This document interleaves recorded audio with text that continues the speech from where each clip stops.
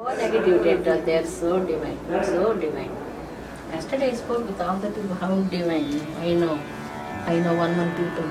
Nobody never speak untruth in front of your mother. Then I wild.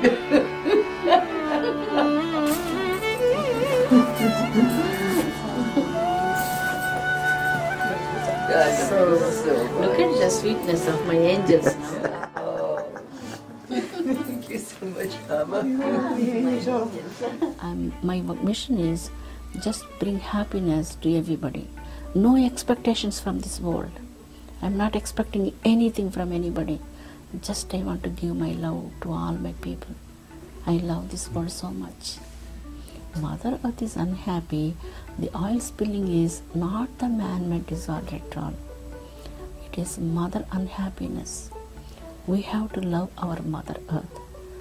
The main aim of the human life is to attain truth. So there are some people already attained that. So they're enjoying the truth. They are like spectators in the world. They are not participating in any of these things. They're just like witnessing all these things. How would we identify them? Do they have any judgments? So they are detached, everything, not emotional. No anger? No anger, no trace of anger in their life. So that is salvation. Salvation means liberation. No desires? No desires. No desires. What can you say that can be useful to people who are doubters, agnostics, or atheists? This is also a beautiful question. The thing is, we have to open our hearts more. When we open our hearts, things will change. No need to go anywhere in the world. You feel God's presence within your heart. When once you feel God's presence within your heart, you are able to feel God's presence everywhere.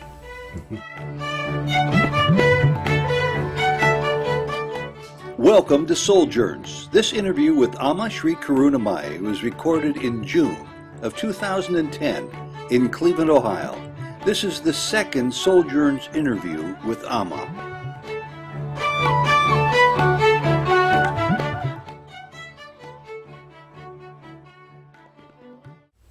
Amma Sri Karunamayi, thank you very much for coming to our city of Cleveland.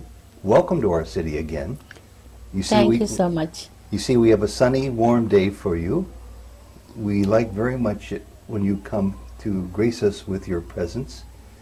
Why do you choose to come to Cleveland? Total world is, according to the Sanatana Dharma, a beautiful one home. So I am in my beautiful home. From one room to other room, I am here in Cleveland.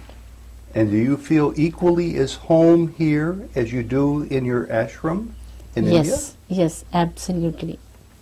And do you find people here, even though we're in a different culture, many people come from different religions? It doesn't matter whatever the religion they may be, but everybody is praying, going towards Almighty only. So that's why there is no friction at all. You said something the other night that was a very powerful comment about the pain in the world today. And correct me if I'm wrong, but I think I heard you say that there are women dying every several seconds because of hunger, because of starvation. What can we do? I know we're helpless to feed everyone who's dying, but what can we do for those souls who are leaving their bodies because of starvation? Really, I'm very, very sorry about this. United States is a very wealthiest country, but when we see the database of people, a lot of people are suffering so much poverty in our country. 16 years onwards, I was traveling in United States. I spoke with thousands of people personally. I love them so much. Lot of people are in their afternoon lunches just only, not even a sandwich, just a small little bread, and they have no money to buy a coffee also. They told me. I was so sad to listen that pathetic stories directly from people, not from one, not from 100, thousands of stories, pathetic stories. very pathetic stories, including with the children, suffering so much, so much. When we see agriculture field, lot of women is supporting even the agriculture in our country, all over the world also. And coming to the women, every 3 seconds, one woman is dying with starvation.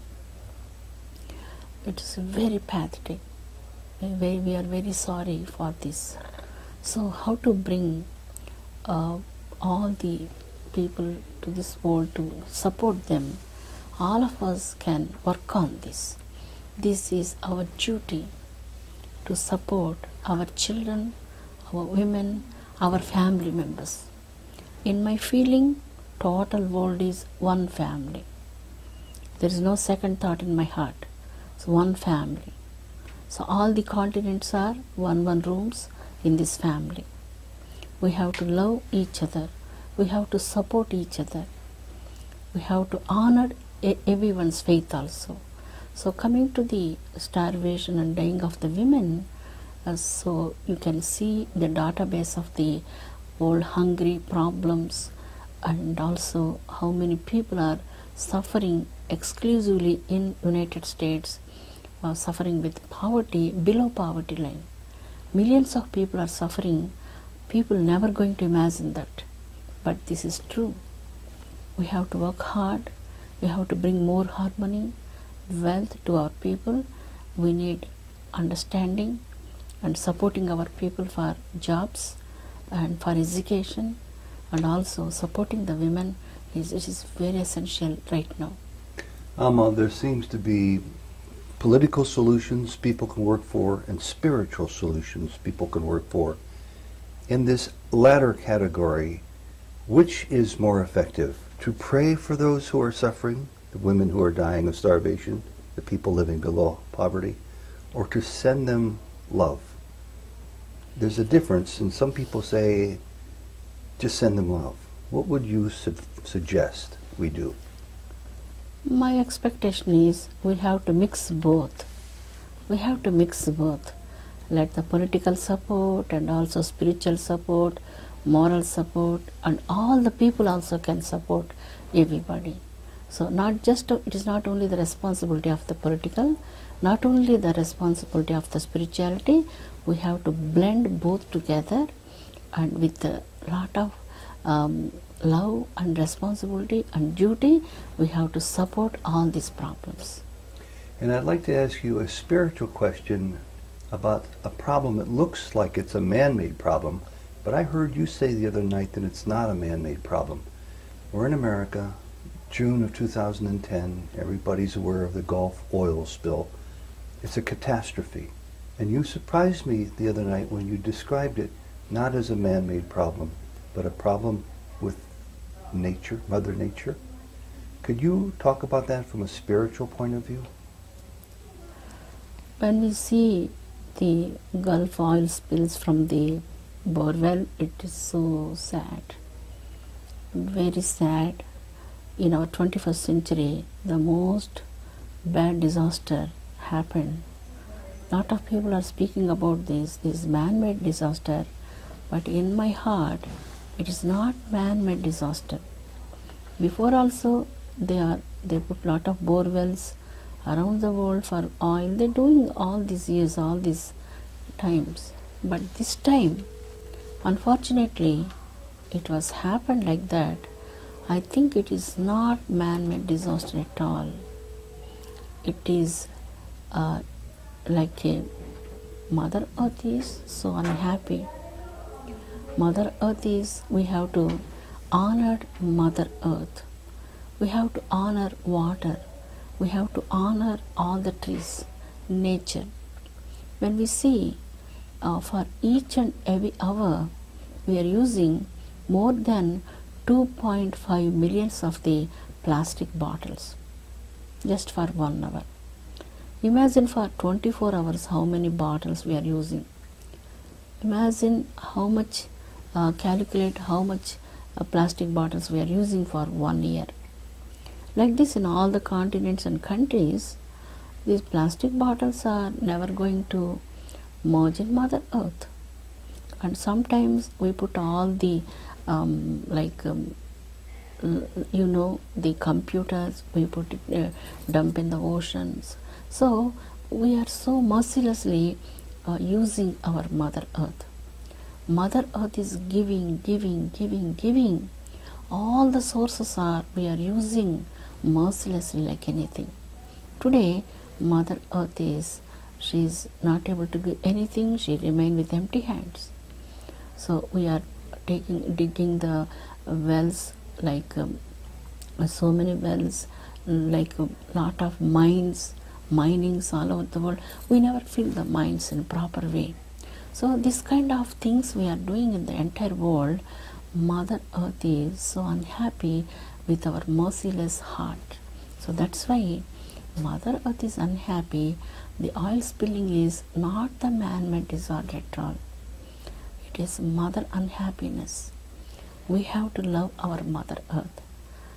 Make Mother Earth happy. Give respect towards water, trees, animals, birds, women, children, men, everybody. Entire creation comes from God. When we honor this creation, God is happy, Mother Earth is happy. So we are part and parcel of this creation, everybody. So they have to honor each other. Now we lost the human touch, unfortunately. We miss our human touch.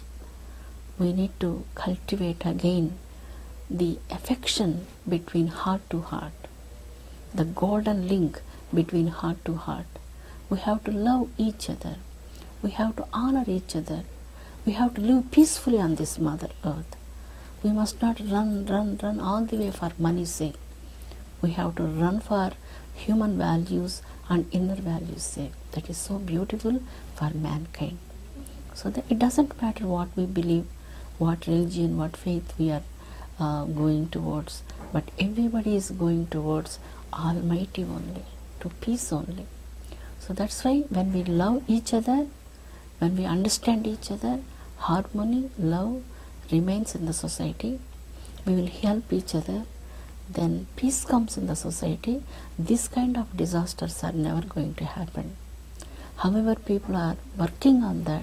It is so hard for them. Technology is today, it is so great, but however they are working, they are not able to do that because of this is not the human disaster. It is unbelievable unhappiness in Mother's heart.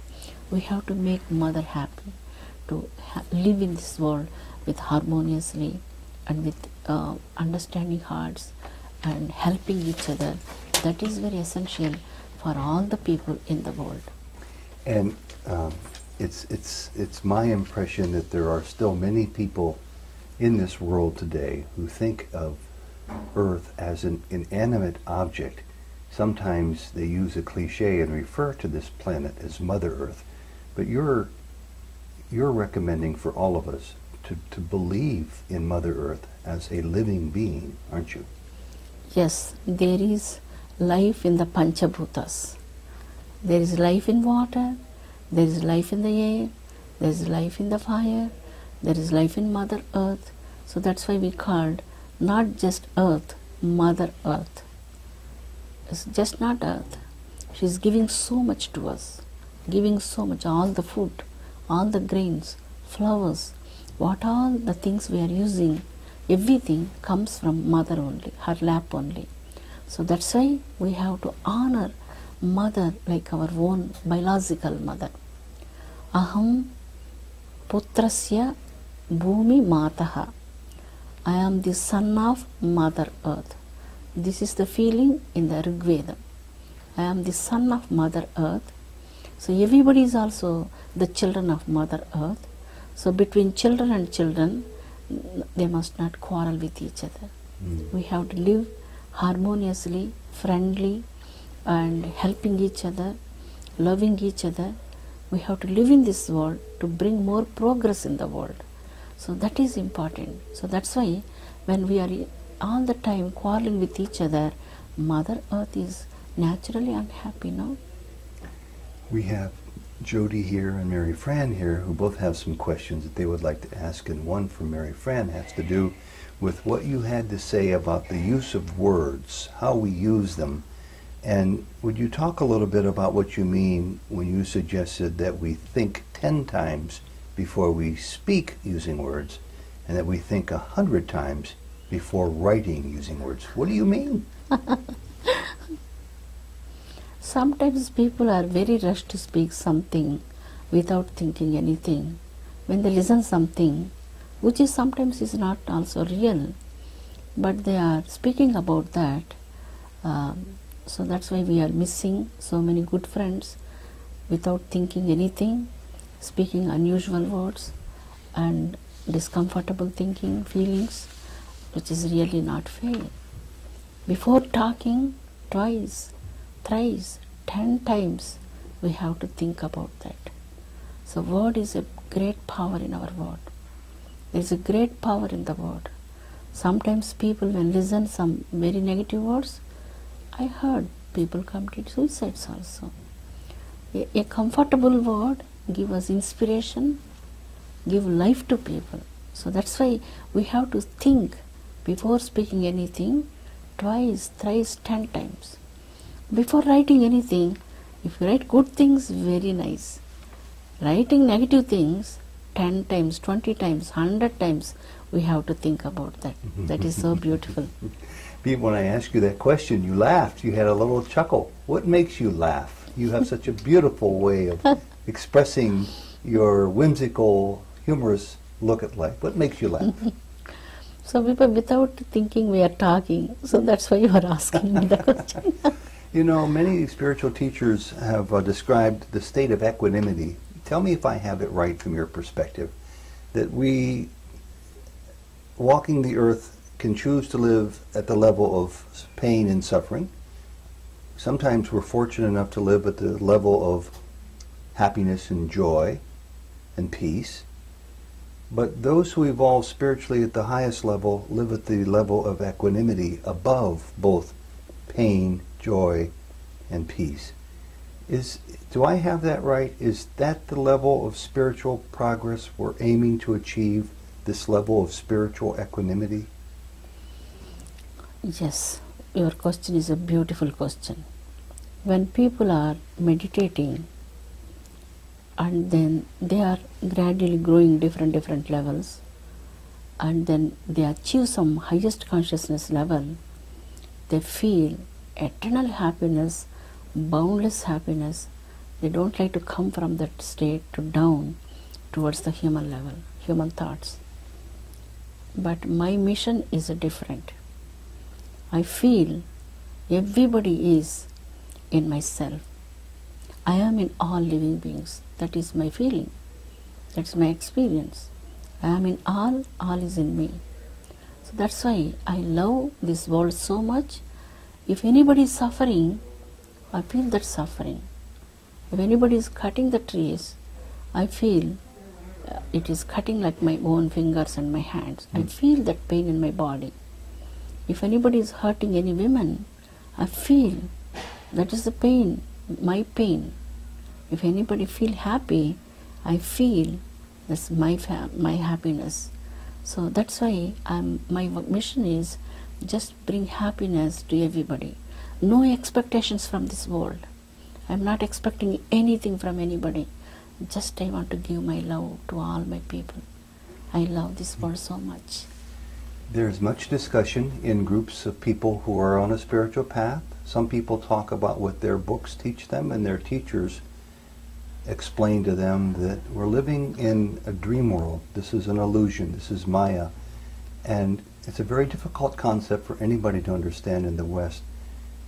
Do I have it correct that we're living in the illusion that we are not God and that we are being called to identify that God is in us, that our true identity is God, and that our one chore is to awaken from that dream? It's so difficult for people to understand. How would you describe this concept? This is also a very nice question, good question, interesting question. In the spirituality, there are innumerable levels of maturity. So, if a small baby bird, you can't expect beautiful fragrance and so many petals in that. It is a baby bud. If the bud become little bit mature, then it look another different way, different angle. When it's totally matured, the flower is blossoming in such a way. So that's why spirituality, there are innumerable levels. It depends upon the maturity of our inner self. If you are matured, some children are from the beginning of their life, they are very matured. They are understanding what is going around them. They are seeing everything, witnessing everything, and then they are not much attached with all the paltry things in the external life. They are more attached with the inner self because everything is inside only. He who have that insight, he will experience that highest level of truth. So that's why this insight never comes to all people. That's why these confusions, questions, is Maya, some people mention this is true. It depends upon the maturity. When we got maturity, we live in this world, we never say everything is God only. Everything is God. We never say that. Everything is God only. That is the feeling comes in life. That is experience comes in the life. There is no duality at all. There is no Maya, there is nothing. Everything is God's Leela only. So you love this world so much, you enjoy this world so much, you want to do something for this world. So you never say this is nothing, this is empty. Yes, there is a little bit emptiness externally. But when you touch the inner world, the external world is also so beautiful. So beautiful. God is all pervading. Trees are God, plants are God, grass blade is God, pebbles are God, all the atoms are God, planets are God, Panchabhuta, sky, Mother Earth, everything is only consciousness. Only consciousness. We have to grow towards that level. That is important. Then there is no friction, there is no questions, but they need meditation more. And you talked about this several times, Amma, referring to it as levels of spiritual growth. Are these all attainable in this lifetime, in one lifetime? Yes, exactly. This will attainable in this lifetime, but they need little bit intense love towards God. And there seems to be very, very, very few people that we're aware of who reach the ultimate level of enlightenment, of realization or moksha. Is that a goal people can realistically strive for this lifetime? Yes, the main aim of the human life is to attain truth. So there are some people already attained that. So they're enjoying the truth. They are like spectators in the world. They are not participating in any of these things. They're just like witnessing all these things. How would we identify them? Do they have any judgments? So they are detached, everything, not emotional. No anger? No anger, no trace of anger in their life. So that is salvation. Salvation means liberation. No desires? No desires. No desires. How do they take care of themselves in this lifetime? It is automatically, naturally, like how you are breathing yourself, no? Naturally it is functioning. We are not put our any attention on breathing or not, no attention on that. Similarly, taking care of body is natural. It's a part of life, like breathing. But mainly attention is on absolute happiness, boundless happiness, truth. I know one of the means to attain this level, you talk about it every time you're here, that I've seen you talk in your multiple sessions, is the need to practice meditation. And yet, as you know so very well, for the Western mind, that seems practically impossible.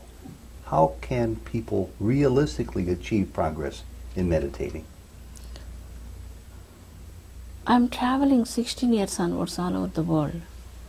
You spoke about Western mind, Eastern mind, no? I never feel the difference. Lot of Western children are very sweet, sages, beautiful souls, very beautiful souls. They're seeking really for truth. They're meditating so much. They have a lot of intense love towards God. They're very transient people, very beautiful people. So that's why it doesn't matter wherever we born, wherever we are, in any country, any continent. The thing is how we are leading our life. What is the destination? What is the purpose of life? A lot of people got that question. They got the answer in their life. They're traveling already in that spiritual path. We are seeing that so many souls like that, son. Jody has a couple of questions. You are expecting a golden age of peace and joy soon. Are you expecting this to happen in the near future that we often hear and read about? Is the end of the Kali Yuga soon to be upon us?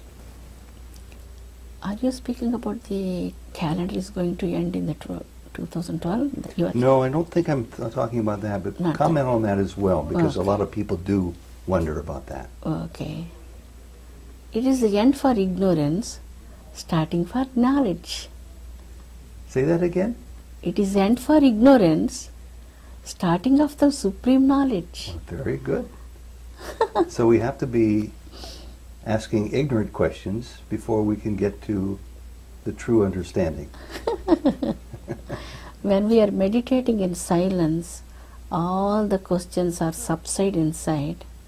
You are growing step and stepping one by one all the steps of spirituality. All questions you will get response from yourself only. Any meditator also, in any faith also. In any faith. Any faith also. In any faith, You people needn't change your religion. no need to You change the needn't religion. come to your ashram in India. No need to come to my ashram. No need to come to see me. Because you feel God is all pervasiveness everywhere. When you are a true disciple, if you believe really God, you feel this creation comes from God. When we see the Mount Kailas, it is not human creation. When you see Manasarovar, it is not human creation. When you see the beautiful snow mountains, it is not any human creation. All this creation comes from God. All the living beings comes from God. All the beautiful trees, beautiful birds kingdom, animal kingdom, entire universe is the creation of God only. So that's why when you really believe that, you are able to love God's creation, able to honor God's creation. No need to go anywhere in the world. You feel God's presence within your heart. When once you feel God's presence within your heart, you are able to feel God's presence everywhere. Everything. So beautifully expressed. It leads directly to the second question that Jody asked, and I ask it too. Amma, how can we know if we are progressing spiritually as we are meant to? And she said sometimes she knows she's on the correct spiritual path, and other times she feels like she's not even close to it. And that's a common feeling for people. So how do we know if we're progressing spiritually in the right way? Very beautiful question. So many circumstances around everybody. In the circumstances when we are leading some very selfish way, any activities, then we are not progressing in our spiritual path. When we are in circumstances, in good circumstances, any hard circumstances, very selfless and very kind and very compassionate, noble and very sincere, inside, outside, before, behind the curtain, all the time we are very sincere, with inner beauty, selflessness. Whenever we get more selflessness, you are progressing in your spiritual path. Whenever we are selfish, we are going to downwards. So ups and downs, ups and downs.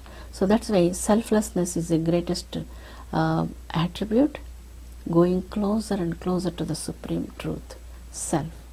So that is the progress. We can easily know about ourselves, how it is like seeing yourself in the mirror. So you are seeing yourself in your heart.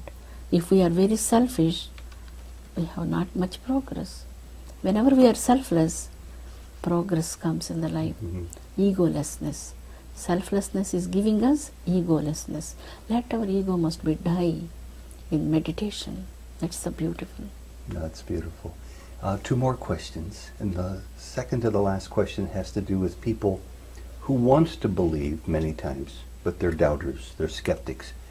Maybe they're agnostics, they're not convinced that God, and sometimes they're even atheists.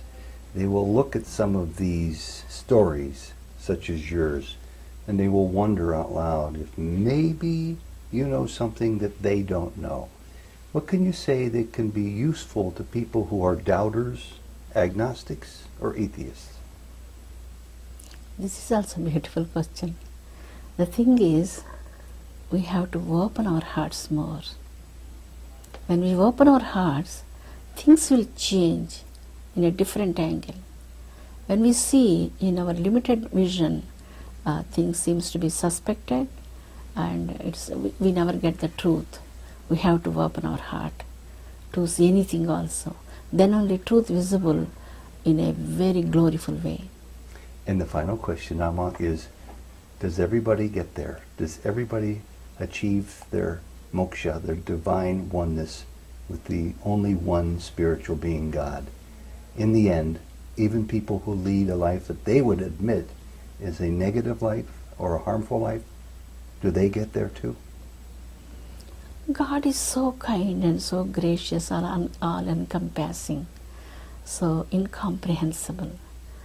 Gods never keep the record of wrong. It will take time for them, for their maturity. When they get proper maturity, they will get liberation. Everyone's destination is only the Almighty Supreme Truth. Everyone's only destination. Everybody is going to get that one day. If it will take time. It will take time. They need some time to open their hearts. So some people open their hearts from the beginning of their life, and some people it will take time. They are not ready right now. When they're ready, they will come. And your parting words for the people of Cleveland, the people of America, as you move on to your next city, your parting blessing or words for us, please. I love mankind so much because the total universe is nothing but the existence of divine only. So that's why I love. There are of course some mistakes, wrong things also in our world. I love the mankind, including with the mistakes and all the things. I have so much honor, love, unbelievable love towards the people. So that's why my love to all the people, just only the love, without any expectations, just I love you so much. So I want to see all of you, the total society, with the great inner wisdom and inner beauty people in the society. Then society will become very strengthened. If all the people are all the time unhappy, discontentment, dissatisfaction, deceiving each other and speaking untruth, not fair, this kind of things are in the society, still it is going to be weak society. I want to see the human society with a strengthy society with all the attributes. So that's why it doesn't matter. I already told you what we believe, but everybody believe only the oneness, supreme truth, Almighty. Let you can proceed in your faith, attain truth, experience eternal happiness, immortality in this lifetime, and share your love with all the world. That is my wish from all the people in the world. I love you. Thank you so much. Thank you so much. Amma Sri Karunamayi, thank you so much. We love you very, very much, and please come back to Cleveland soon. Thank you so much. Cleveland is so beautiful. Here, when we did last year program and this year program also, all the Cleveland people are very open hearts. We never see this kind of beauty anywhere. Very special people, very special souls. I love Cleveland so much. So much feeling comes in my heart. In future, I want to come again and again to see all of my Cleveland babies. I love you so much, babies. Thank you.